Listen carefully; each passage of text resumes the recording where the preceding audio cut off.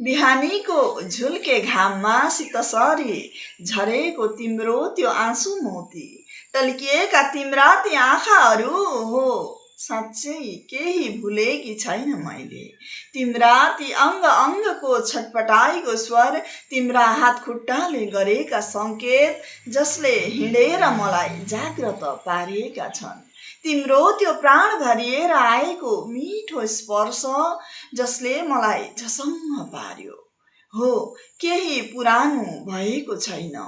तिम्रा ती आवेग अनुभूति, तिम्रो त्यो डर र आदेशको मूर्ति, त्यो प्यारो र न्यानो माया, तिम्रो त्यो हँसिलो र चहकिलो अनुहार, तिम्रा ती मिठा मिठा वचनहरू, जसले मलाई माया लगायो।